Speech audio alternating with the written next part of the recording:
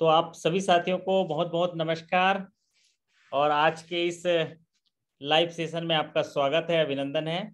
आशा करता हूं कि आप सभी शानदार होंगे, ज़बरदस्त होंगे और अपने आने वाले प्रमोशन एग्जाम की तैयारी भी बड़े जोरों शोरों से कर रहे होंगे। नमस्कार ओझा जी, बहुत बहुत स्वागत है आज के सेशन में।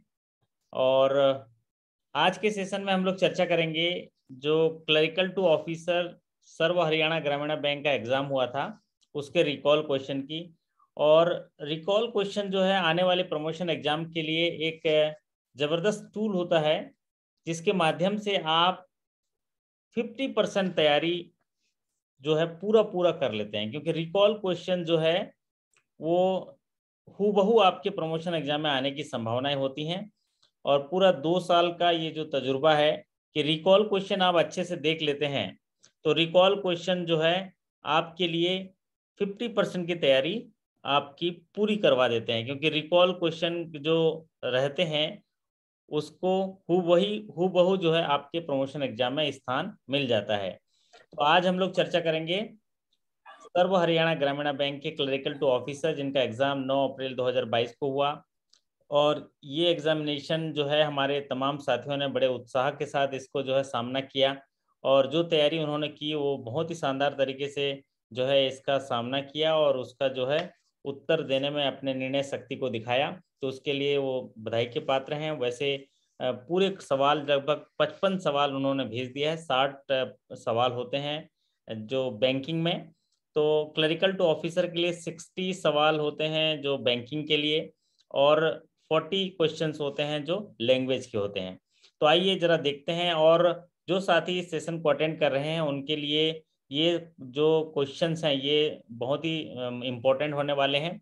अगर इन सवालों को आप देख लेते हैं, इनका उत्तर देख लेते हैं, तो आपको 5-5 सेकंड 6-6 सेकंड में आप जो है अपने प्रमोशन एग्जाम में जो सवाल आते हैं उनको कर पाते हैं। तो चलिए पहला सवाल आपकी स्क्रीन पर लेते हैं और मैं आप सभी से रिक्वेस्ट करूंगा कि इन सवालों के जवाब जो है आप लोग चैट बॉक्स में देते रहेंगे। पहला सवाल है, what is the priority sector target for RRB. Priority sector target, priority sector को जो है प्रियरिटी दी गई है। कुछ सेक्टर बैंकिंग में जो लैंडिंग के एरिया में उनको प्रियरिटी दी जाती है और ऐसे सेक्टर्स को प्रियरिटी सेक्टर लैंडिंग कहा जाता है। और प्रियरिटी सेक्टर लैंडिंग के लिए जो है उनको टारगेट दिया जाता है और टारगेट अलग अलग बैंकों के लिए अलग अलग होता है। जैसे कॉमर्शियल बैंक्स हैं उनके लिए अलग होगा, जो आरआरबीज हैं उनके लिए, फॉरेन बैंक के लिए अलग होगा। और जो प्रियरिटी सेक्टर के जो आइटम्स होते हैं, कौन कौन से सेक्टर ऐसे होते हैं जिनको प्रियरिटी दी जाती है, तो सबसे पहले एग्रीकल्चर है, दूसरा है एमएसएमई है, फिर एक्सपोर्ट क्रेडिट है, एजुकेशन लोन है, हाउसिंग लोन है, सोशल इंफ्रास्ट्रक्चर है और आपका रिन्यूएबल एनर्जी है और अदर प्रियरिटी सेक्टर है। तो ये जो प्रियरिटी सेक्टर है इनके लिए टारगेट जो दिए गए हैं गवर्नमेंट से कि आप जितना भी रुपया फाइनेंस के तौर पर आप देंगे उसका कुछ हिस्सा जो है आपको प्रियरिटी सेक्टर में करना होगा। और प्रियरिटी सेक्टर के जो टारगेट हैं, यहाँ पर सवाल पूछा गया what is the priority sector target for regional rural bank. तो मुकेश जी बहुत बढ़िया दे रहे हैं, राज ओझा जी भी बता रहे हैं, कुछ टाइप किए हैं 75%। तो यहाँ पर इसका जो सवाल है 75% of A N B C or C O B whichever is higher. तो सही उत्तर होगा 75% of adjusted net bank credit or credit equivalent to off balance sheet exposure whichever is higher.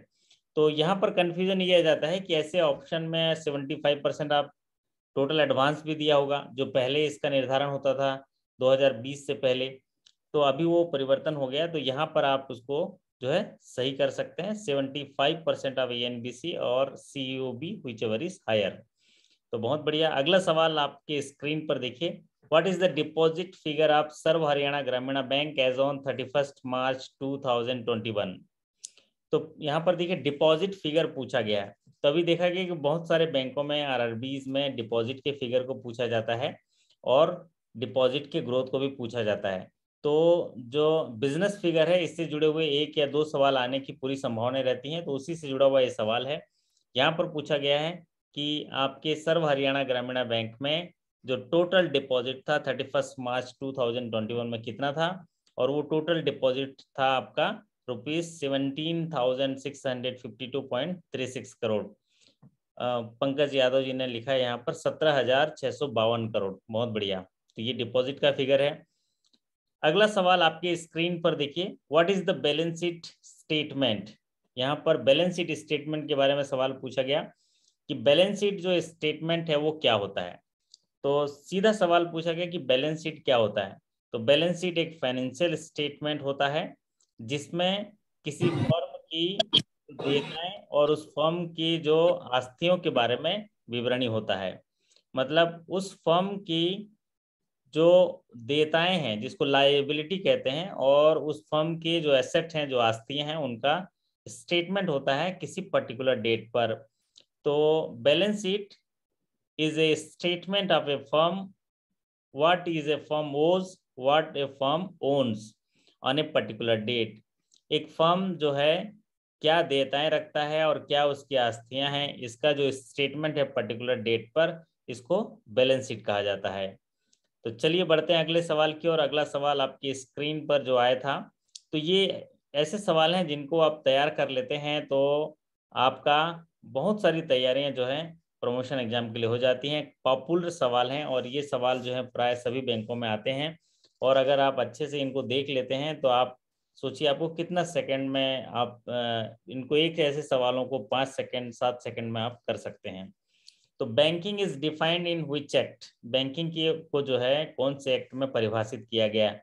बहुत ही शानदार सवाल है और आपका शानदार जवाब है ना। तो यहाँ पर मुकेश जी और पंकज जी ने जवाब दिया। यहाँ पर बैंकिंग जो की परिभाषा है वो की गई है under section 5B of banking regulation act 1949। तो रिजर्व बैंक की स्थापना आरबीआई एक्ट 1934 में की गई और रिजर्व बैंक को जो है सेंट्रल बैंक माना गया। और ये जो रिजर्व बैंक है, central bank, banking regulation act 1949 के तहत जो है रेगुलेशन करता है। और यहाँ पर बैंकिंग की जो परिभाषा दी गई है वो under section 5B of banking regulation act 1949 है, जिसके तहत बैंकिंग को परिभाषित किया गया है। और बैंकिंग की परिभाषा क्या है? पब्लिक से डिपॉजिट स्वीकार करना और उसी डिपॉजिट को जरूरतमंद लोगों को वित्तीय सहायता के रूप में, लोन के रूप में विस्तारित करना। तो क्या हुआ, जहां पर सरप्लस पैसा है उसको डेफिशिएट जगह में उसको शिफ्ट करना, ये जो है बैंकिंग की परिभाषा है।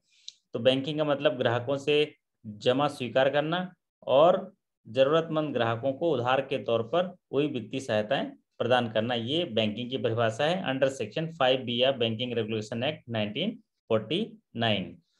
अब बात करते हैं अगले सवाल पर। अगला सवाल आपकी स्क्रीन पर, सवाल ये पूछा गया कि demand draft of rupees how much and above should be issued through cheque और डेबिटिंग द अकाउंट। यहाँ सवाल पूछा गया कितने रुपए का डिमांड ड्राफ्ट अगर बनाया जाता है तो वो जो डिमांड ड्राफ्ट है वो चेक के माध्यम से बनाया जाएगा या खाते को डेबिट करके ही बनाया जाएगा, मतलब नगद में नहीं बनाया जाएगा। तो यहाँ पर डिमांड ड्राफ्ट जो डीडी बनाया जाएगा उसके बारे में सवाल है।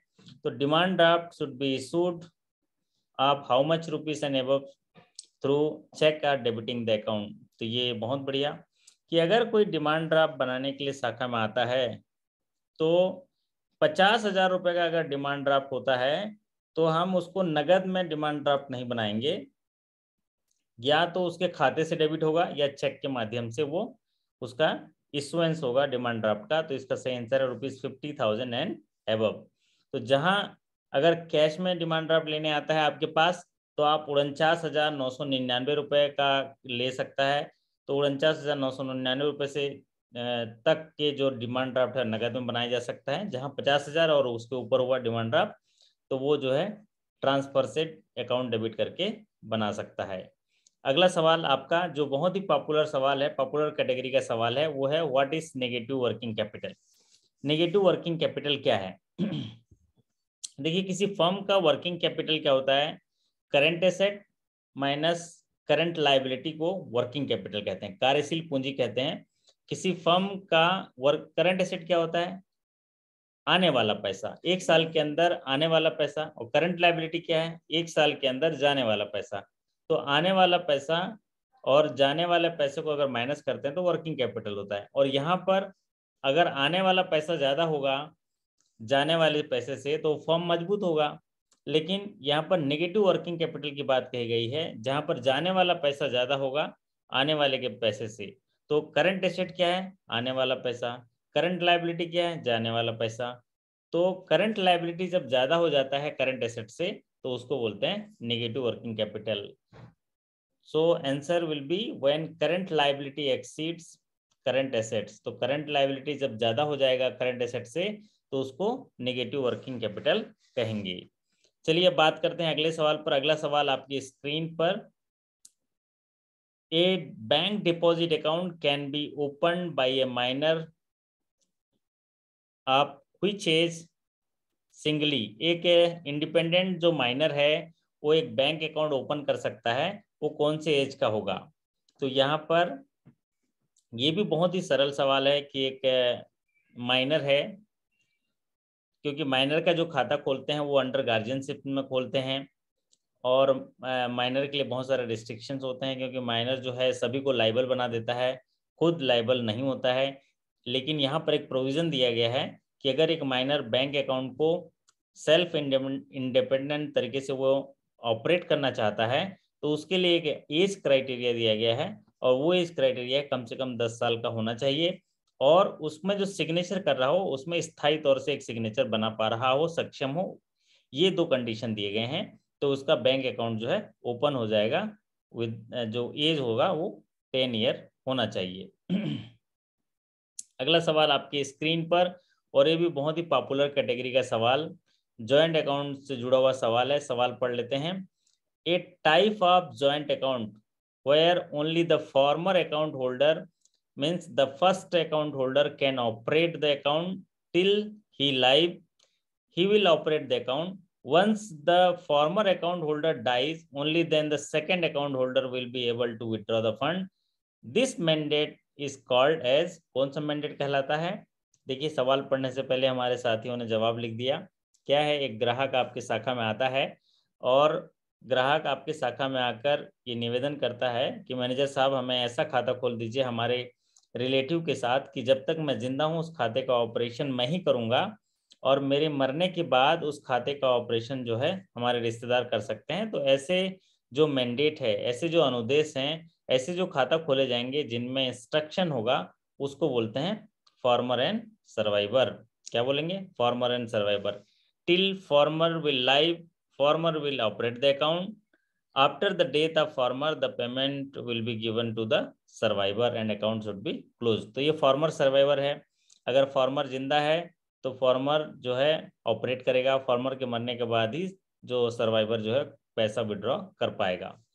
चलिए अब बात करते हैं अगले सवाल पर। अगला सवाल फिर ये जॉइंट अकाउंट से जुड़ा हुआ है। ये 2 सवाल हैं, बहुत ही पॉपुलर कैटेगरी के सवाल हैं, और सभी आरआरबीज में आ रहे हैं। सवाल नंबर 9 देखिए। A and B are operating a joint account in your bank with mandate of either and survivor with nominee of C. If A dies, then the payment will be made to whom? क्या लिखा गया है? A और B joint account operate कर रहे हैं, और उनमें मैंडेट दिया है either and survivor। तो either का survivor either will alive, either or survivor both will operate the account। दोनों जो है ऑपरेट कर सकते हैं। तो ऐसे अकाउंट्स को आइदर सर्वाइवर मैंडेट के साथ जॉइंट अकाउंट कहते हैं। और इस केस में सी जो है वो नॉमिनी है। सी क्या है? नॉमिनी है। ए की मृत्यु हो जाती तो पेमेंट किससे मिलेगा? तो यहाँ पर क्या होता है, जब 2 जॉइंट अकाउंट होते हैं और एक नॉमिनी होता है, तो अगर दोनों की एक साथ मृत्यु हो जाती है तो नॉमिनी को पैसा दे दिया जाता है और बैंक अपने उत्तरदायित्व से मुक्त हो जाता है। लेकिन अगर एक अकाउंट होल्डर की मृत्यु होती है, अगर ए की मृत्यु होती है, तो पेमेंट जो है वो बी को दे दिया जाता है आफ्टर मैच्योरिटी। और अगर बिफोर मैच्योरिटी अगर उसका सेटलमेंट हो रहा है तो survivor plus legal heir of deceased person. तो यहाँ पर चूंकि ये सवाल मैच्योरिटी के बाद का था, इसलिए payment will be made to the B. जो सर्वाइवर है उसको पेमेंट कर दिया जाएगा। अगला सवाल आपकी स्क्रीन पर देखिए। ये सवाल भी बहुत ही पॉपुलर कैटेगरी का सवाल है, क्योंकि बैंकों में हम लोग जो ट्रांजैक्शन करते हैं और जो एंटी मनी लॉन्ड्रिंग के तहत रिवाइज केवाईसी गाइडलाइन के तहत जो भी ट्रांजैक्शन रिपोर्ट किए जाते हैं फाइनेंशियल इंटेलिजेंस यूनिट को, ऐसे ट्रांजैक्शन के जो रिकॉर्ड्स हैं उसको शाखा में प्रिजर्व रखने होते हैं और कितने समय तक प्रिजर्व रखने होते हैं। तो as per anti money laundering guideline the records of transaction should be preserve for how many years. तो जो ऐसे रिकॉर्ड्स हैं शाखा में वो प्रिजर्व किए जाते हैं मैक्सिमम 5 ईयर तक, 5 साल तक मेंटेन इसको प्रिजर्व रखना होता है। और अगर जब भी लॉ एंड प्रैक्टिस के मुताबिक इनको मांग की जाए तो इनको हमको सबमिट करना होता है। अगर इसके बाद मांगा जाता है तो अवेलेबल है तो आप दे सकते हैं, नहीं तो आप मना कर सकते हैं कि एज पर द गाइडलाइन जो है हम इतने साल का प्रिजर्व रखते हैं। चलिए अब अगला सवाल आपकी स्क्रीन पर देखिए, ये भी जो है केवाईसी से जुड़ा हुआ सवाल। कैश ट्रांजेक्शन रिपोर्ट जिसको सीटीआर रिपोर्ट कहते हैं is to be submitted to financial intelligence unit within how many days from the close of month. तो ये सवाल का जवाब या फटाफट जो है आंसर टाइप करके बता दीजिए। बैंकों में हमारा काम जो है बहुत कुछ है, जैसे खाता जब खोलता है ग्राहक के साथ आप एक्सेप्ट करते हैं ग्राहक को, तो क्या होता है जब ग्राहक को आप एक्सेप्ट करते हैं तो ग्राहक कस्टमर एक्सेप्टेंस पॉलिसी, फिर उसके बाद कस्टमर आइडेंटिफिकेशन, फिर उसके बाद रिस्क मैनेजमेंट और फिर उसके बाद मॉनिटरिंग ऑफ ट्रांजेक्शन। तो ये जो मॉनिटरिंग ऑफ ट्रांजेक्शन के तहत जो ग्राहक आपके यहाँ खाता खोलता है तो उसके खातों में जो लेन देन हो रहा है उसकी निगरानी रखी जाती है। किस तरीके से, वो जो है कैश ट्रांजेक्शन कितना कर रहा है, अगर एक महीने में 10 लाख से ऊपर का कैश ट्रांजेक्शन कर रहा है तो उसकी जो है रिपोर्टिंग की जाएगी फाइनेंशियल इंटेलिजेंस यूनिट को। अगर वो नगद जमा कर रहा है 10 लाख से ऊपर एक महीने में तो रिपोर्टिंग भी की जाएगी, और अगर नगद निकाल रहा है 10 लाख से ऊपर तो उसकी रिपोर्टिंग की जाएगी, जिसको कैश ट्रांजेक्शन रिपोर्ट कहा जाता है। और ऐसे रिपोर्ट जो है महीना खत्म होने के with in 15 days from the close of month इसकी रिपोर्टिंग की जाती है फाइनेंशियल इंटेलिजेंस यूनिट की। तो ये रिपोर्टिंग जो है आपका हेड ऑफिस जो है कर देता होगा फाइनेंशियल इंटेलिजेंस यूनिट को, और अपने उत्तरदायित्व से मुक्त हो जाता है। तो cash transaction report is to be submitted to FIU within 15 days from the close of month. अब बात करते हैं अगले यहाँ पर सवाल पर। अगला सवाल है what is the full form of CKYCR। तो CKYC देखिए अभी जो है प्रमोशन एग्जाम में बहुत सारे जो है आपके क्या सवाल पूछा जाता है, फुल फॉर्म पूछा जाता है। तो यहाँ पर जो है सवाल पूछा गया है आपका फुल फॉर्म से जुड़ा हुआ, और फुल फॉर्म में CKYCR का फुल फॉर्म पूछा गया है। और CKYCR का फुल फॉर्म क्या होता है, इसको बोला जाता है, हाँ बिल्कुल टाइप करके बताइए आप लोग यहाँ पर, सेंट्रल KYC रजिस्ट्री। बहुत बढ़िया, पंकज यादव जी ने लिखा है सेंट्रल KYC रजिस्ट्री। तो इसका जो फुल फॉर्म होता है इसको बोलते हैं central KYC registry, central KYC registry. और दरअसल जो सेंट्रल KYC रजिस्ट्री है वो वित्तीय क्षेत्र में समान KYC मापदंडों के साथ ग्राहकों के लिए जो नो योर कस्टमर है KYC रिकॉर्ड का एक केंद्रीकृत भंडार है, केंद्रीकृत एक सेंट्रल रजिस्ट्री है जिसको भंडार कहते हैं। और इंडिया में ये सभी फाइनेंशियल इंस्टीट्यूशन के लिए ये उपलब्ध होता है। और इसका जो कार्य होता है कि जो भी ग्राहक आते हैं उनको एक यूनिक आइडेंटिफिकेशन नंबर दे दिया जाता है CKYCR, ताकि उनको बार बार जब भी उन्हें परिचय से रूबरू कराना हो तो हमेशा डॉक्यूमेंट देने की जरूरत नहीं, वो CKYC नंबर जो दे देते हैं उसी से ही खाता उनका ओपन हो जाएगा, या वित्तीय लेन देन के लिए वो आपसे रिलेशनशिप डेवलप कर लेंगे। चलिए अब बात करते हैं अगले सवाल पर। अगला सवाल आपकी स्क्रीन पर है, ये भी KYC से जुड़ा हुआ। आप देखिए अभी जो सर्व हरियाणा ग्रामीण बैंक एग्जाम हुआ तो अभी आपके ही जो अभी सेशन में हम लोग KYC से जुड़े 4 सवाल यहाँ पर आ चुके हैं। तो KYC टॉपिक कितना महत्वपूर्ण है आपके प्रमोशन एग्जाम के लिए देख लीजिए। यहाँ पर ये ऑफिशियली वैलिड डॉक्यूमेंट से जुड़ा हुआ एक सवाल है। सवाल ये कह रहा है कि in case of address mentioned as per the proof of address undergoes a change, fresh proof of address may be submitted to the branch within how many period। यहाँ बोला गया है कि अगर कोई खातेदार अपने एड्रेस में चेंज करना चाहता है तो फ्रेश प्रूफ ऑफ एड्रेस जो है कितने दिनों के अंदर सबमिट करेगा। तो जब एड्रेस चेंज करना चाहता है ऑफिशियली वैलिड डॉक्यूमेंट के तहत एड्रेस प्रूफ देना पड़ेगा उसको, वो विद इन 6 मंथ तो उनको जो है एड्रेस प्रूफ सबमिट करना होगा। तो विद इन 6 मंथ उनको जो है एड्रेस प्रूफ सबमिट करना होगा। चलिए अब बात करते हैं अगले सवाल पर। अगला सवाल आपके स्क्रीन पर, what is the maximum balance at any time in basic saving bank deposit small account. तो जो स्मॉल अकाउंट है जिसे नो फ्रिल अकाउंट्स कहा जाता है, उनके लिए कुछ टर्म्स एंड कंडीशन होते हैं, क्योंकि जो basic saving bank deposit account की जो संकल्पना है ऐसे ग्राहकों के लिए है जिनके पास ऑफिशियली वैलिड डॉक्यूमेंट नहीं है। तो ऐसे लोगों को भी बैंकिंग सेवाओं में जोड़ने के लिए ये इस योजना लाई गई है, और इस योजना के तहत वो खाते खोल सकते हैं। और इस योजना में कुछ नियम और शर्तें दी गई हैं। उनमें से एक शर्त है कि उस खाते में एक समय किसी भी समय अधिकतम बैलेंस क्या हो सकता है, और वो अधिकतम बैलेंस हो सकता है ₹50,000। तो ₹50,000 अधिकतम बैलेंस हो सकता है। साल भर में जमा जो है अधिकतम 1 लाख हो सकता है। महीने भर में विड्रॉल 10,000 हो सकता है, और किसी प्रकार का फॉरेन रेमिटेंस इसमें जमा नहीं होगा। ये कुछ नियम शर्तें हैं। अगला सवाल आपके स्क्रीन पर देखिए, ये है सवाल फ्रॉड से जुड़ा हुआ। यहाँ पर पूछा गया है कि अगर आपकी शाखा में कैश शॉर्टेज होता है और ये कैश शॉर्टेज फ्रॉड में रिपोर्ट किए जाएंगे, तो कितने रुपए के जो कैश शॉर्टेज मिलता है तो उसको फ्रॉड में रिपोर्ट किए जाएंगे। Fraud is to be reported if cash shortage is detected in bank branch.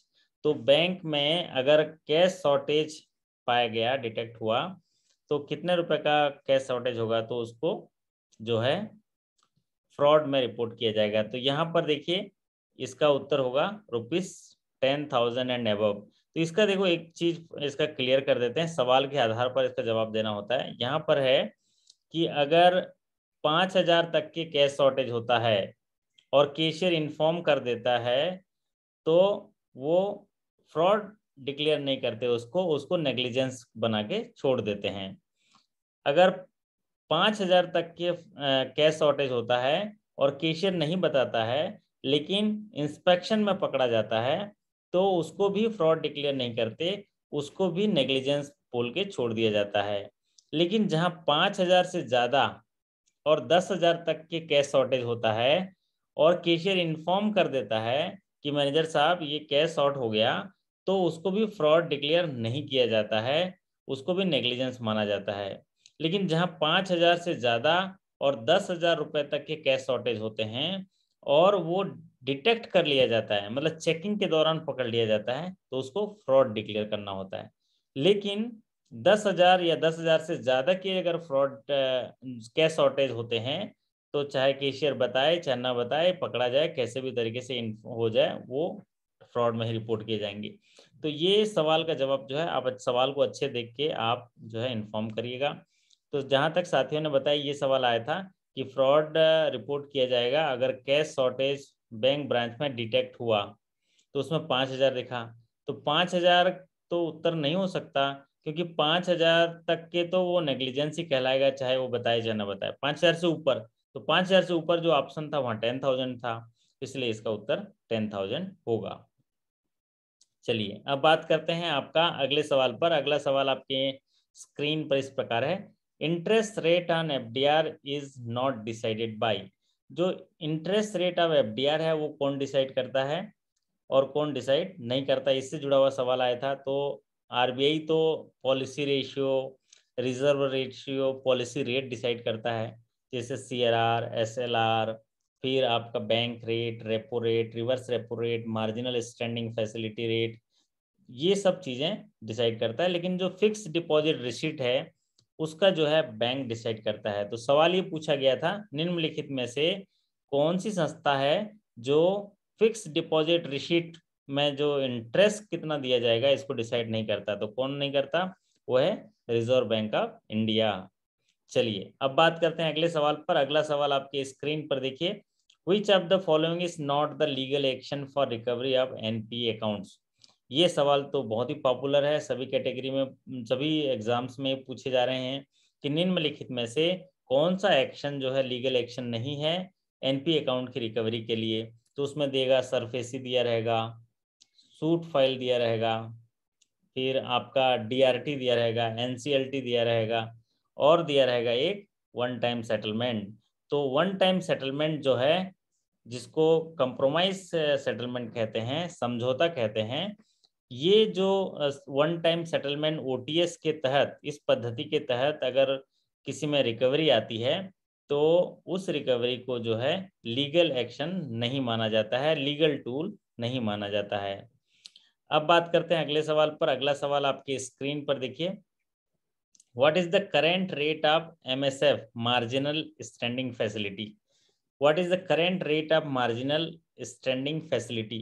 तो marginal standing facility reserve bank द्वारा एक ऐसी फैसिलिटी है जहां पर बैंकों को एक लिक्विडिटी क्रंच को पूरा करने के लिए, अगर मान लीजिए किसी बैंक को ओवरनाइट पैसे की जरूरत है, उनका रिजर्व रेशियो पूरा करना है, तो एक लिक्विडिटी क्रंच है या उनको ओवरनाइट अमाउंट की ज़रूरत है, तो उस अमाउंट को पूरा करने के लिए वो रिजर्व बैंक से पैसा उठाते हैं और ऐसी फैसिलिटीज़ को वो मार्जिनल स्टैंडिंग फैसिलिटी कहते हैं। और ये करंट रेट जो है अभी जो मॉनेटरी पॉलिसी कमेटी इसको डिसाइड करती रहती है, हर बाई मंथली मीटिंग होती है उसमें डिसाइड होते हैं, और ये रेट है 4.2%, 25%। तो द मार्जिनल स्टैंडिंग फैसिलिटी क्या है? 4.25% है। अब बात करते हैं अगले सवाल की, और अगला सवाल आपके स्क्रीन पर देखिए। Which agency provide the refinance to regional rural bank? कौन सी एजेंसीज है जो एग्रीकल्चर फाइनेंस के लिए या जो सेल्फ हेल्प ग्रुप्स हैं या RRBs को रिफाइनेंस करती हैं, ताकि वो RRBs जो हैं और ऑनगोइंग देयर लेंडिंग करें, ऑन लेंडिंग करें। और ये एजेंसी कौन है? बहुत बढ़िया, ये एजेंसी है NABARD, national bank for agriculture and rural development, NABARD है। ये रिफाइनेंस करती हैं RRBs को। इसलिए देखिएगा आप लोग के जो इंटरव्यू में एक नाबार्ड का बंदा रहता है ना, तो नाबार्ड के एक अधिकारी जो है आपको इंटरव्यू लेते हैं, ताकि जब वो अधिकारी बन जाए, मैनेजर बन जाए, तो किस तरह से वो किस तरह डेवलपमेंट करेंगे और सेवाएं विस्तारित करेंगे, क्योंकि ये रिफाइनेंस एजेंसी है RRBs के लिए। अब बात करते हैं अगले सवाल की, और अगला सवाल आपकी स्क्रीन पर है, और सवाल क्या है? Legal entity identifier is required for the RTGS NEFT transaction of how much rupees? तो अभी ये लीगल LEI इंट्रोड्यूस किया गया है, जिसके तहत जो भी लीगल एंटिटी आइडेंटिफायर से उनको एक नंबर लेना पड़ता है, एक आइडेंटिफिकेशन नंबर लेना पड़ता है। ऐसे फर्म्स, ऐसी एंटिटी जो RTGS NEFT जो है 50 करोड़ एंड अबव का करते हैं, तो इसका उत्तर होगा ₹50 करोड़ एंड अबव के हैं, जिनको LEI लीगल एंटिटी आइडेंटिफायर लेना मस्ट है। ये लीगल जो एंटिटी आइडेंटिफायर हैं ये होता है 20 डिजिट का होते हैं। कितने डिजिट का होते हैं? वो 20 डिजिट का होते हैं। और ये आइडेंटिफायर क्या काम करते हैं? ये एक ऐसे आइडेंटिफायर कोड है जिससे उनके जो ट्रांजैक्शन है, ये अल्फा न्यूमेरिकल कोड होते हैं जो इंटरनेशनल ऑर्गेनाइजेशन फॉर जो द्वारा सेटल किए जाते हैं, वैसे इनके आइडेंटिफिकेशन के लिए ये कोड है। ये लीगल एंटिटी आइडेंटिफायर होता है, ये 20 करेक्टर अल्फा न्यूमेरिकल कोड है, जिसे डेवलप किया गया है इंटरनेशनल ऑर्गेनाइजेशन फॉर स्टैंडर्डाइजेशन में, ISO के द्वारा। और ये कनेक्ट करता है जो लीगल एंटिटी पार्टिसिपेट करते हैं फाइनेंशियल ट्रांजैक्शन में, उनके लिए ये जो है यूनिक आइडेंटिफिकेशन है।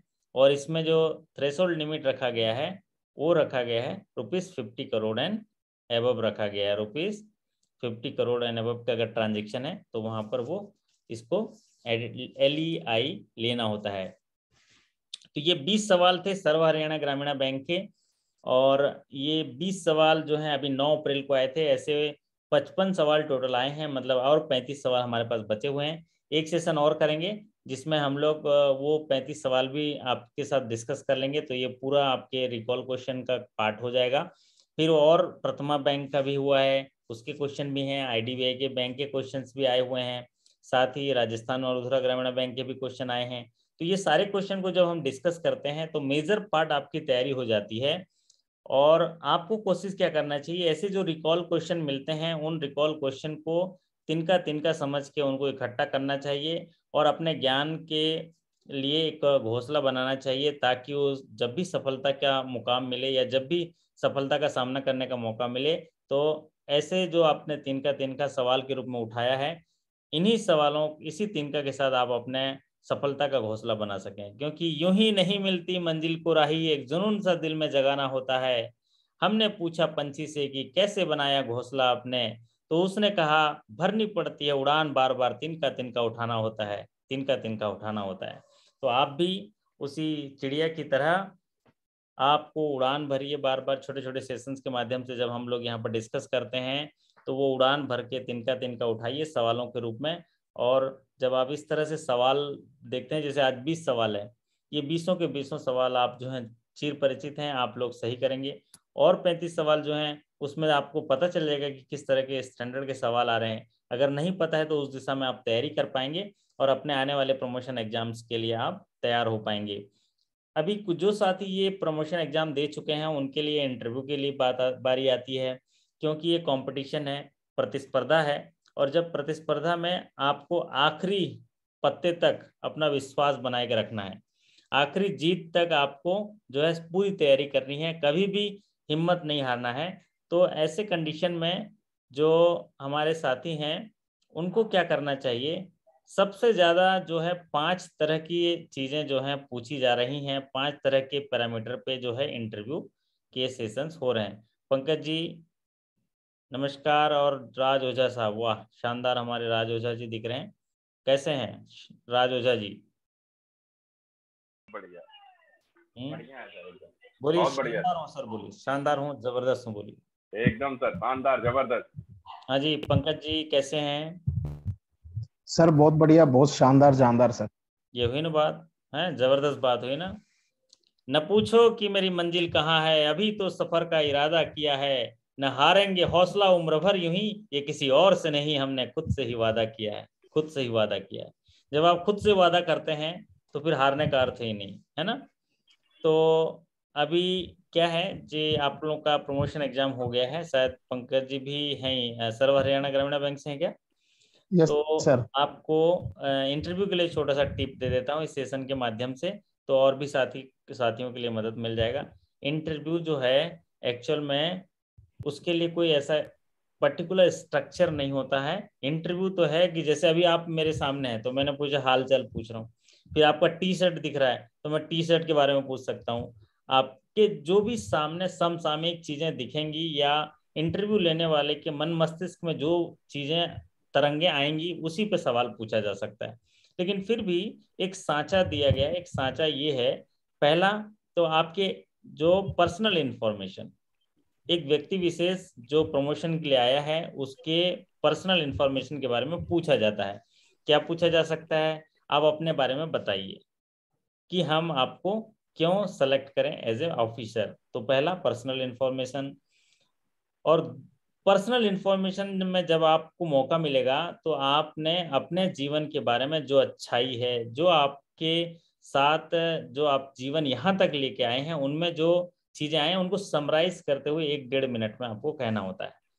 दूसरा होता है एजुकेशनल इंफॉर्मेशन, आपने जो पढ़ाई लिखाई शिक्षा दीक्षा की होगी उससे जुड़ा हुआ कोई सवाल पूछा जा सकता है। तीसरी बात होती है आपका जॉब प्रोफाइल, जो अभी आप पिछले 3 सालों से जो काम कर रहे हैं या पिछले साल से जो काम कर रहे हैं उसके बारे में कोई सवाल जवाब पूछा जा सकता है। तो चौथा चीज पूछा जाता है बैंकिंग नॉलेज, जो आपने रिटन एग्जाम में तैयारी की है, एनआई एक्ट के बारे में या कोई सा भी बैंकिंग एक्ट टर्मिनोलॉजी उठा के आपको सवाल पूछा जा सकता है। और पांचवा जो पैरामीटर होता है वो होता है करंट बैंकिंग अफेयर्स, बैंकिंग में जो चेंज आया है अभी, आर्थिक सामाजिक राजनीतिक भौगोलिक और कोई भी समसामयिक टॉपिक पे सवाल पूछा जा सकता है। ठीक है, जैसे अभी कुछ भी चीजें आपको पूछा जा सकता है समसामयिक में से जो अभी हाल के 2-4 दिनों के न्यूज़पेपर का हिस्सा हो या बैंकिंग में कोई चेंज आया हो। अब ज्यादातर लोगों का जो तजुर्बा है, लगभग 70 to 75% लोगों का तजुर्बा है कि एक चीज पे ज्यादा जो है उनका इंटरव्यू समाप्त हो जाता है, जैसे कि उनका जॉब प्रोफाइल, उन्होंने जो जो काम कर रहे हैं उसके बारे में उनको ज्ञान कुशलता कितना है, ये सवाल में ही उनका इंटरव्यू समाप्त हो जाता है। और लोगों का सवाल है कि अपने बारे में बताइए और अपने काम जो देखते हो उसके बारे में बताइए। और जो 20 से 30% लोगों का जो ऐड होता है वो बोलते हैं कि बैंकिंग नॉलेज से भी जुड़ा हुआ सवाल पूछ लेते हैं। कि भाई चलो खाता कैसे खुलता है ना, आप रिकवरी के टूल्स क्या हैं, इस तरह की चीज़ें पूछ ली जाती हैं। जैसे हम अभी राज ओझा जी से थोड़ा पूछ लें। राज ओझा जी चले गए? अच्छा, चलिए तो उनसे पूछ, अगर स्क्रीन पर आते तो पूछ लेते हैं कि उनसे क्या 2-3 सवाल पूछे गए थे, अगर याद होता तो वो बता देते, है ना। तो राज ओझा जी आ गए हैं। राज जी आप थोड़ा एक बार बता दीजिए, आप अभी शायद पिछले महीने इंटरव्यू या 2-3 महीना पहले इंटरव्यू दिए होंगे, आपको ऐसे कौन से 5 सवाल पूछे गए, सवाल बता दीजिए। आपका माइक अनम्यूट कर लीजिए।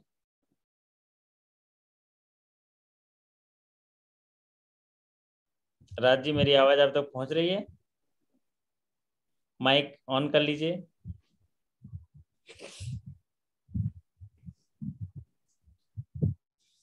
चलिए, राज ओझा जी से संपर्क टूट गया है। तो कहने का तात्पर्य ये है पंकज जी कि आपको अपने बारे में 1 से 1.5 मिनट में अपने एजुकेशन के बारे में, लेकिन कम ही लोगों को एजुकेशन के बारे में पूछा जाता है। राज जी मेरी आवाज़ आप तक पहुंच रही है? अच्छा, आवाज़ नहीं पहुंच रही है। आप अपना माइक्रोफोन ऑफ कर दिए हैं लग रहा है। आवाज़ आपकी मेरी पहुंच रही है आप तक? हाँ सर, आप अब आई पहुंच सर रही है? आवाज, वो एक्चुअली नेट ओके खत्म ओके। हो गया था जी। तो कोई बात नहीं, कोई बात नहीं। तो मैं ये कह रहा था कि इंटरव्यू के बारे में बता रहे थे, तो अभी आपने 2-3 महीना पहले इंटरव्यू दिया था, तो ऐसे जी कितने जी। सवाल पूछे गए थे आपसे और क्या क्या सवाल थोड़ा पूछे गए थे, संक्षेप में बता दीजिए।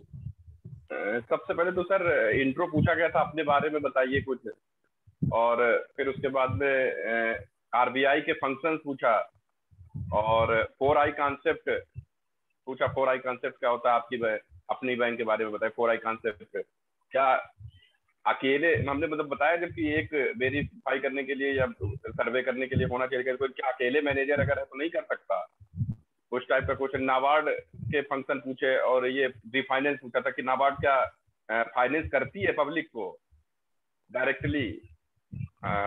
बस लगभग डॉर्मेंट अकाउंट पूछा था sir, dormant account. Okay. Dormant क्या होते हैं, उसके बाद डॉर्मेंट बचाने के लिए क्या कुछ बैंक करती है, आप लोग कुछ करते हैं नोटिस वगैरह या इस टाइप का कुछ।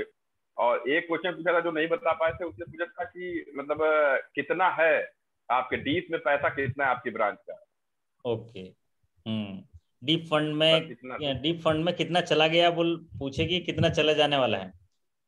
कितना है इस समय प्रेजेंट में अच्छा, प्रेजेंट जो में। चला गया है जी। ये बात है। तो उसका डाटा रहता नहीं है अपने पास, वो चला जाता है तो या हेड ऑफिस में रहता है, वहाँ दिखता है, या जी अभी हेड ऑफिस से आता है कि इतने अमाउंट जो है वो 10 साल से ऊपर हो रहे हैं तो वो चले जाएंगे करके आपको रिमाइंडर आता होगा, तो आप लोग को पता होगा।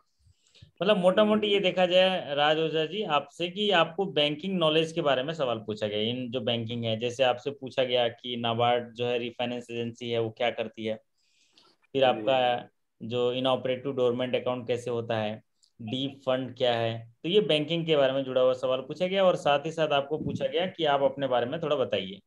तो जी यही सिनारियो जो है और भी साथियों के साथ है, लेकिन और ज़्यादातर साथियों को और भी पूछा जाता है आप क्या काम देखते हो, है ना, आप कैश में देखते हो तो कैश से जुड़ा हुआ सवाल पूछा जा सकता है। तो इंटरव्यू जो है ऐसा सच आपको घबराना नहीं है, आप जितना जानते हैं उसको और मजबूत करना है और उसको बोलने की कला जो है आपको सीखनी है कि मैं कैसे बोल पाऊंगा।